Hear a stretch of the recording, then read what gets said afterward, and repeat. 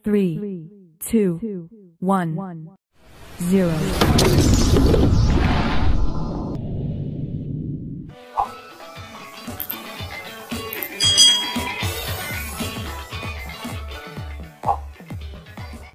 Hai, apa kabar adik-adik semuanya?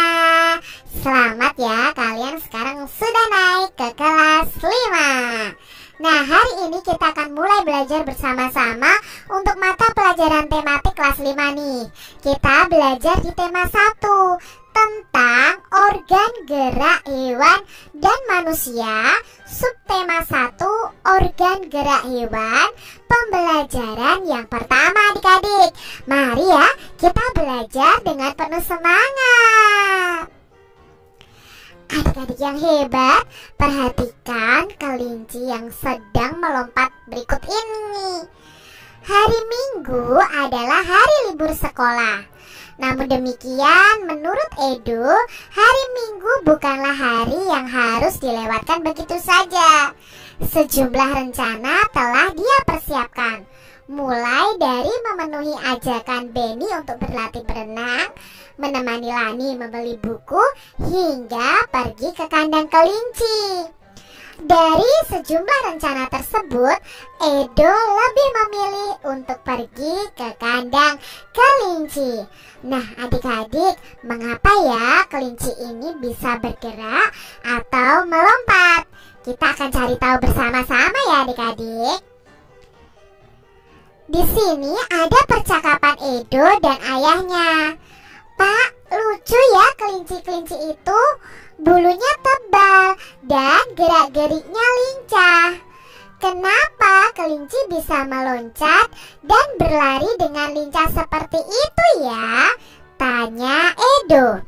Lalu ayah menjawab, benar, kelinci dapat bergerak dengan lincah karena didukung oleh organ-organ geraknya. Pada dasarnya, organ gerak kelinci serta hewan lainnya hampir sama loh dengan organ gerak manusia. Nah, yuk kita pelajari bersama-sama tentang organ gerak adik-adik.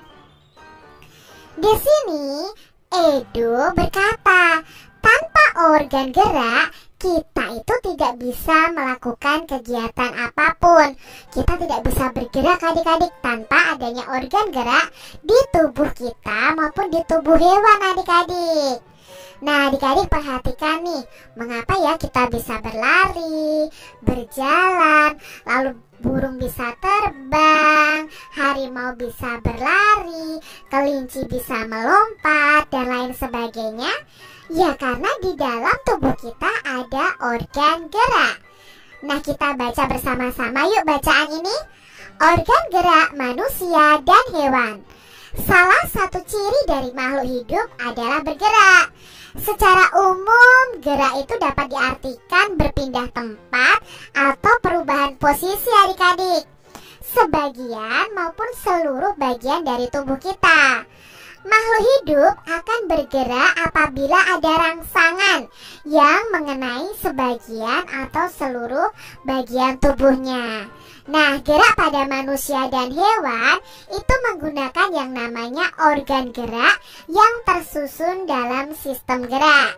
Nah, organ gerak inilah yang berguna untuk berjalan, berlari, melompat, meloncat, untuk memegang, menggali, memanjat, berenang, dan sebagainya. Nah, adik-adik, organ gerak pada hewan dan manusia ini memiliki kesamaan. Alat-alat gerak yang digunakan pada manusia dan hewan itu ada dua. Ada yang namanya alat gerak pasif yang berupa tulang. Nah, di tubuh kita ada tulang. Tulang itu adalah alat gerak pasif. Dan alat gerak aktif yang berupa otot. Jadi alat gerak di dalam tubuh kita itu ada dua adik-adik. Alat gerak pasif yaitu tulang, lalu alat gerak aktif yaitu otot kita. Nah, di sini sudah ada gambarnya ya. Ini adalah tulang kita. Lalu dalam tulang-tulang ini nanti akan dibungkus oleh kulit. Nah, di situ nanti ada otot. Itu merupakan alat gerak kita. Kedua alat gerak ini akan bekerja sama adik-adik dalam melakukan pergerakan. Nah, kerjasama antara kedua alat gerak tersebut membentuk suatu sistem yang disebut dengan sistem gerak. Jadi ketika kita bergerak, otomatis tulang dan otot kita ini juga ikut bergerak. Tulang itu disebut dengan alat gerak pasif karena tulang tidak dapat bergerak dengan sendirinya adik-adik. Tanpa adanya alat gerak aktif yang mempengaruhi tulang, maka tulang-tulang pada manusia dan hewan akan diam saja dan tidak dapat membentuk alat pergerakan yang sesungguhnya. Walaupun merupakan alat gerak pasif nih tulang, akan tetapi tulang itu mempunyai peranan yang besar dalam sistem gerak manusia dan hewan. Otot disebut alat gerak aktif karena otot ini memiliki suatu senyawa kimia yang membuatnya itu dapat bergerak. Nah, pada saat otot yang menempel pada tulang itu bergerak, otot tersebut yang akan membuat tulang yang pasif tadi bergerak. Nah, akhirnya kita bisa bergerak, berpindah tempat ya. Kita bisa berenang, kita bisa berlari, hewan bisa berlari, melompat, dan lain sebagainya. Adik-adik, itu tadi ya bacaan tentang organ gerak manusia dan hewan. Nah, dalam teks yang berjudul organ gerak manusia dan hewan tadi ada 5 paragraf ya adik-adik. Nah, masing-masing paragraf itu tersusun dari ide atau gagasan pokok lalu ditambah dengan kalimat pengembang. Apa itu ide pokok? Apa itu kalimat pengembang? Yuk kita cari tahu bersama. Ide pokok adalah gagasan yang menjadi dasar sebuah paragraf. Nah, ide pokok ini biasanya disajikan dalam bentuk kalimat utama. Kalimat utama yang membentuk ide pokok ini bisa berada di awal paragraf, di tengah paragraf, atau di akhir paragraf. Di kelas 4 kalian sudah belajar nih tentang ide pokok. Contohnya nih, paragraf pertama. Nah, paragraf pertama di sini ide pokoknya itu adalah di kalimat awal ya, di awal paragrafnya. Salah satu ciri dari makhluk hidup adalah bergerak. Ini contohnya. Lalu, kalimat-kalimat berikutnya yang mendukung ide pokok ini disebut dengan kalimat pengembang. Secara umum, gerak dapat diartikan berpindah tempat atau perubahan posisi sebagian atau seluruh bagian dari tubuh makhluk hidup, dan kalimat-kalimat selanjutnya di paragraf 1 ini termasuk dalam kalimat pengembang. Jadi ide pokok ini adalah inti dari paragraf tersebut. Nah, di sini kan intinya tentang ciri dari makhluk hidup itu adalah bergerak. Lalu dijelaskan apa itu bergerak. Nah, itu masuk dalam kalimat pengembang. Adik-adik, berdasarkan informasi tadi nih, mari kita menemukan ide pokok dan kalimat pengembang dari masing-masing paragraf. Misalnya di paragraf 2, ide pokoknya adalah gerak pada manusia dan hewan itu menggunakan organ gerak tersusun dalam sistem gerak. Nah, kalimat pengembangnya apa? Yaitu kalimat berikutnya. Nah, di situ dijelaskan organ gerak itu berguna untuk berjalan, berlari, melompat, meloncat, memegang, menggali, memanjat, berenang, dan sebagainya. Lalu di paragraf ketiga. Nah, paragraf ketiga ini ide pokoknya adalah tentang organ gerak manusia dan hewan itu memiliki kesamaan, yakni ada tulang dan otot. Nah, kalimat pengembangnya adalah kalimat berikutnya. Alat-alat gerak yang digunakan pada manusia dan hewan itu ada 2 macam. Jadi dijelaskan nih tentang alat gerak pasif dan aktif, yaitu tentang tulang dan otot. Jadi menjelaskan ide pokok di paragraf ketiga. Lalu di paragraf paragraf yang keempat. Nah, di paragraf yang keempat ini ide pokoknya adalah tulang itu merupakan alat gerak pasif. Nah, kalimat pengembangnya itu menjelaskan tentang tulang itu merupakan alat gerak pasif. Nah, tanpa adanya alat gerak aktif yang memengaruhi tulang, maka tulang-tulang pada manusia dan hewan akan diam dan tidak akan membentuk alat pergerakan yang sesungguhnya. Sampai kalimat berikutnya di paragraf yang keempat. Lalu di paragraf yang kelima, kalimat utamanya atau ide pokoknya adalah tentang otot itu merupakan alat gerak aktif. Nah, di situ dijelaskan pada saat otot yang menempel pada tulang bergerak, otot tersebut akan membuat tulang itu bergerak. Itu adalah kalimat pengembangnya. Jadi kalian sudah mengetahui bagaimana mencari tahu tentang ide pokok dan kalimat pengembang. Kembangkan ide-ide pokok berikut menjadi sebuah paragraf. Nah, di sini ada beberapa ide pokok, lalu kita akan mengembangkan menjadi sebuah paragraf, adik-adik.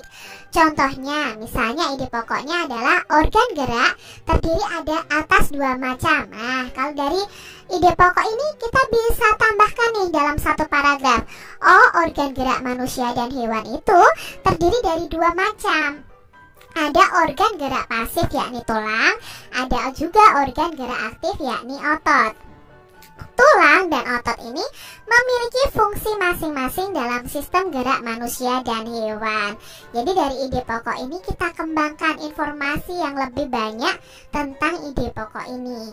Lalu misalnya ada ide pokoknya adalah organ gerak banyak sekali fungsinya. Nah, berarti di sini kita harus menjelaskan fungsi dari organ gerak. Nah, bisa kita jelaskan, oh, organ gerak itu banyak sekali fungsinya.